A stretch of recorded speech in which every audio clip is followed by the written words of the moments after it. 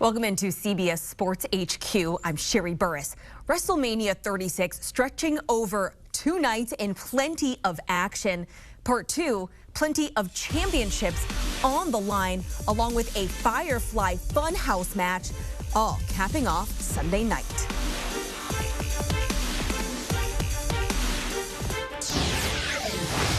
For more on WrestleMania 36, we welcome in combat sports writer Brian Campbell. Brian, on Saturday, we watched The Undertaker's Boneyard match, and Sunday brought us the Firefly Funhouse match between John Cena and the Fiend Bray Wyatt. What are your thoughts on the way these fights went down, and do you think the WWE will have more of these in the future?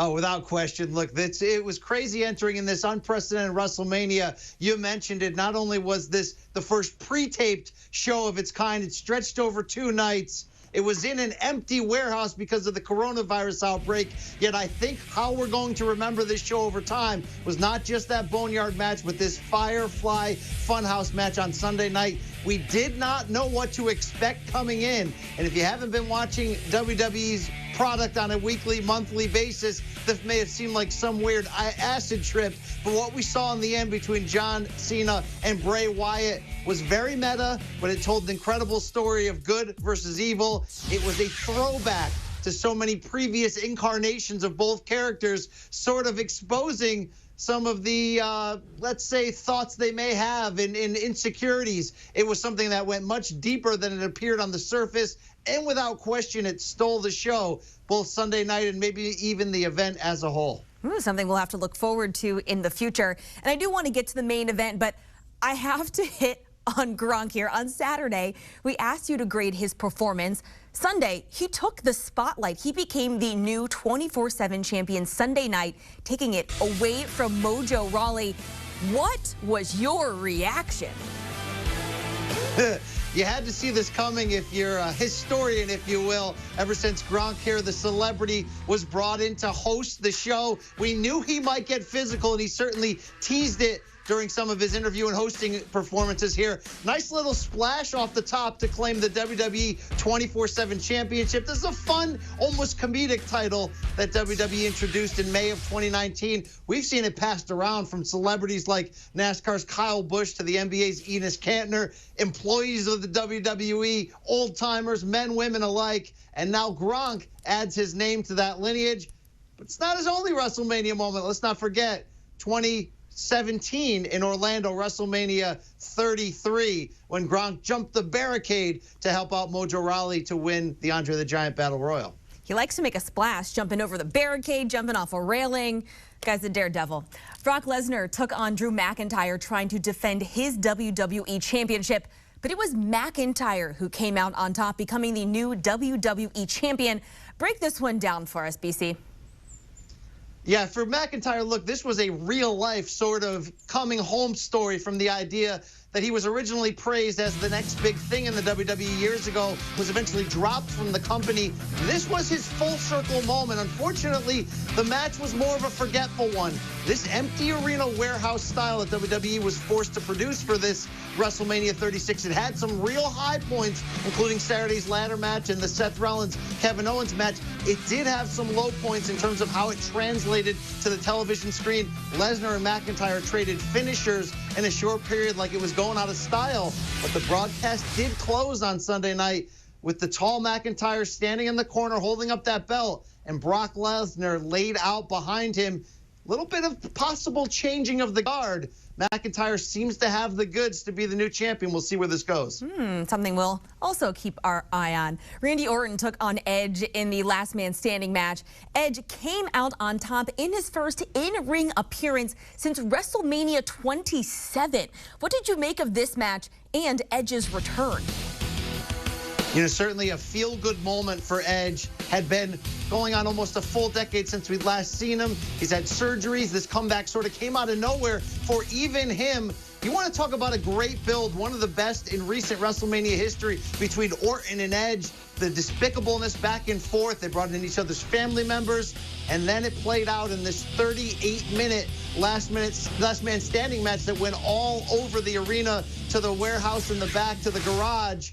maybe a little bit long for the taste of some of the observers at home, but both performers seemed to empty the tank in terms of what was inside of them, pulling out all the stops, using chairs and an 18-wheeler for Edge to be the last man standing. Let's give the ladies some love. Charlotte Flair became the new next women's championship. NXT Women's Championship. She won the Women's Royal Rumble match in January to get this championship opportunity. What impressed you about her performance? It was impressive to see the WWE go right back to her and give her the booking here, because this is Charlotte Flair's era from the standpoint of not just being the best woman in a deep division today, but really moving herself closer to greatest of all time status, male or female, when her career will be all said and done.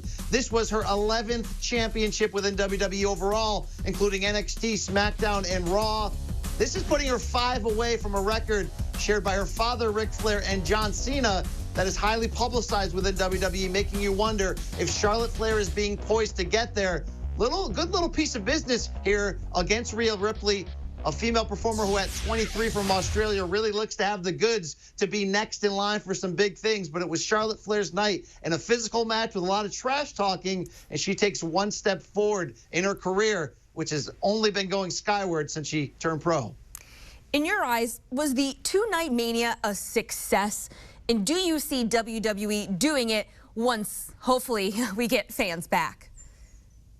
You know, it's certainly striking to see the contrast of a 80,000-seat football stadium or a dome to what I mentioned here, this empty warehouse. WWE pulled it off with plenty of theatrics, especially those 2 movie-themed matches. But like you mentioned about the first 2-day event, it makes you wonder if this is the direction WWE will go moving forward. Specifically last year, WrestleMania 35 in New Jersey, inside MetLife Stadium, upwards of 8 hours for an event from start to finish. The show didn't end until after midnight. Some of the big storylines, big matches sort of just got swallowed up in the overall package there. Separating it to 2 nights, WWE already has a way of owning an entire week in a city for WrestleMania. It would be no surprise if this was moving forward the way they go. 3- and 4-hour bites, much more digestible, and sort of gets you excited for what's coming the next day.